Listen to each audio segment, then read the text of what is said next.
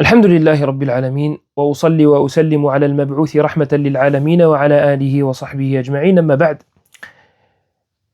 Pour répondre à cette question, on va aller fouiller dans la vie de notre prophète sallallahu alayhi wa sallam. Un jour, le prophète sallallahu alayhi wa sallam était avec ses compagnons. Ils se sont reposés. Le prophète sallallahu alayhi wa sallam, quant à lui, est parti en dessous d'un arbre. Et il avait accroché son arme à cet arbre. Il se repose alayhi salatu salam à l'ombre. Et un mushrik, un associateur, un mécréant qui prend l'arme du prophète sallallahu alayhi wa sallam et qui la pointe vers lui. Ce mécréant dit au prophète sallallahu alayhi wa sallam: est-ce que tu as peur de moi? Le prophète sallallahu alayhi wa sallam est allongé. Il n'a pas son arme. Ses compagnons sont un peu plus loin. Donc la peur, voilà, n'importe lequel d'entre nous, on a un ennemi en face de nous qui est armé, on est en position, on n'est pas en position de force du tout, on a des raisons d'avoir peur. Donc cet homme-là dit au prophète sallallahu alayhi wa sallam: est-ce que tu as peur? Et on aurait pu dire, bah le prophète c'est un humain, après tout. Le prophète sallallahu alayhi wa sallam, il lui dit non.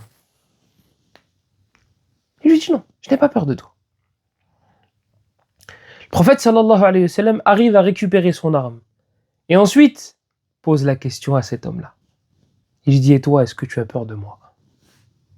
Et cet homme-là, il sait que Mohammed sallallahu alayhi wa sallam est quelqu'un de juste, et quelqu'un de droit, et quelqu'un de très droit. Il sait que le prophète sallallahu alayhi wa sallam peut lui pardonner son geste. Parce que c'est des menaces. Tu prends mon arme, j'étais en train de me reposer, et tu la pointes vers moi, et tu me dis: est-ce que tu as peur de moi? Tu es en train de me menacer. Et le prophète sallallahu alayhi wa sallam l'a laissé partir. Voilà la réponse à cette question. Voilà la réponse à cette question, qui est: comment ne plus avoir peur des djinns? La question qu'on devrait se poser, c'est pourquoi avoir peur des djinns? Pourquoi avoir peur d'autre qu'Allah? Vous voyez, en fait, le cœur, c'est un récipient. Il a ses limites. Il a ses limites. Lorsqu'il est rempli de quelque chose, tu ne peux pas mettre quelque chose d'autre. Il n'y aura pas de place, en fait. Et c'est ce qu'on dit aux personnes qui sont atteintes de wasawis, d'insufflation. On leur dit: occupez-vous, trouvez des objectifs qui vous tiennent à cœur, des objectifs que vous appréciez, des objectifs qui vont vous motiver, qui vont vous booster. Et si tu me dis: ouais, mais moi je sais pas c'est quoi, moi j'ai pas de domaine, c'est pas vrai. Il y a personne, ça n'existe pas quelqu'un qui est intéressé par rien. C'est juste que tu ne sais pas par quoi tu es intéressé. Tu ne sais pas par quoi tu es intéressé, mais tu es intéressé. Il y a des passions, il y a des gens passionnés dans tous les domaines, dans tout et n'importe quoi. Vraiment tout et n'importe quoi. La personne qui veut ne plus avoir peur des djinns ou autres, elle doit remplir son cœur de crainte d'Allah. Voilà de quoi tu dois remplir ton cœur. En fait, tu auras tellement peur d'Allah, que les autres te paraîtront ridicules. C'est quoi? Moi, j'adore le Seigneur des univers. Celui qui dit kun, que la chose soit pour qu'elle est.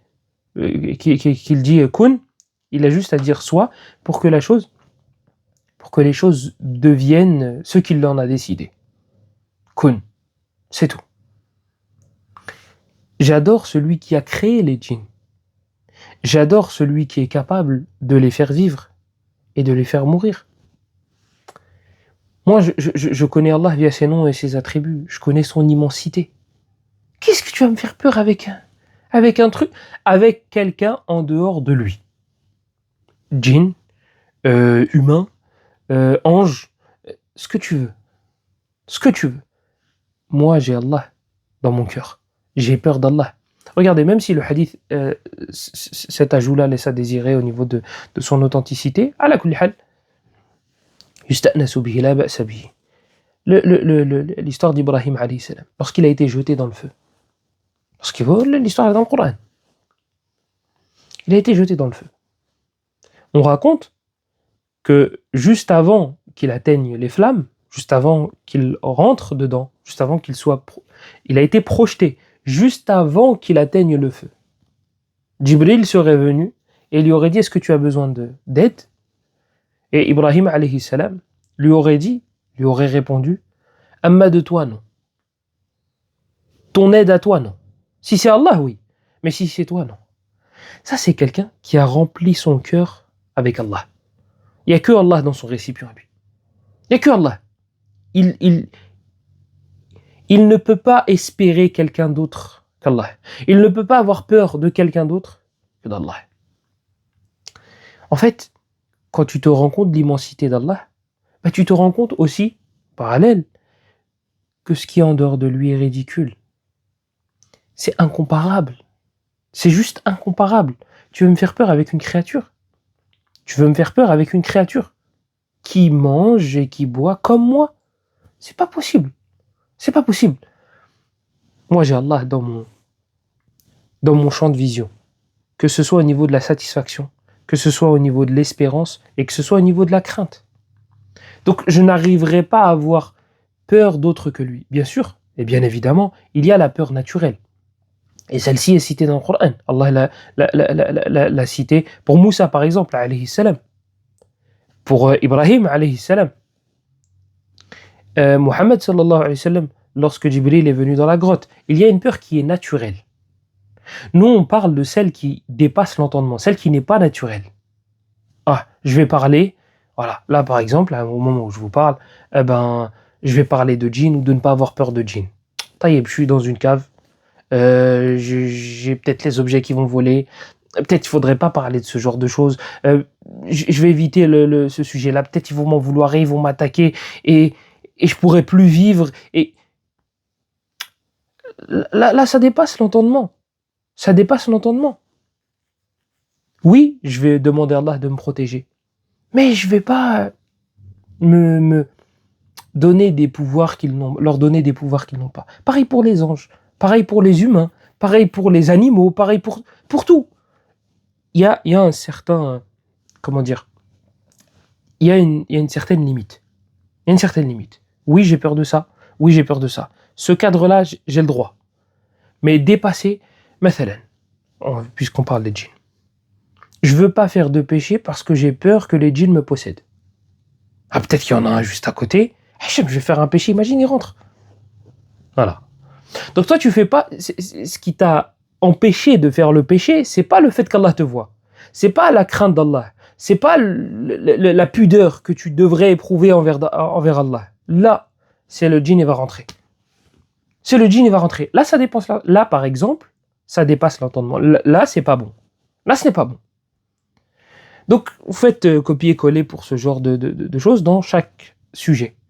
Dans chaque sujet. L'espérance. J'ai le droit d'espérer que mon frère fasse telle chose et telle chose et telle chose. J'ai le droit d'espérer. C'est normal.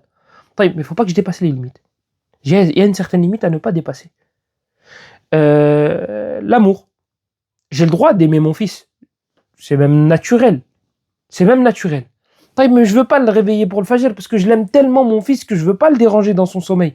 Oui, mais là c'est l'amour d'Allah ou l'amour de mon fils. Lequel doit être mis en avant? Tant pis pour son sommeil. Il fera une sieste. Et s'il peut pas faire de sieste, c'est pas grave. Je préfère ça plutôt que d'encourir la colère d'Allah. Qu'Allah nous en préserve. Donc dans chaque domaine, dans chaque émotion, dans chaque situation, il y a un juste milieu à avoir pour ne pas tomber dans la désobéissance, ou pire encore, le shirk. Parce que oui, dans certaines situations, ça peut atteindre ce degré-là. Et subhanallah al-azim, la plupart des patients que j'ai, soit ne savent pas qu'ils ont quelque chose, soit ils le savent, mais c'est encore un peu timide. Il ne s'est pas bien exprimé, le djinn.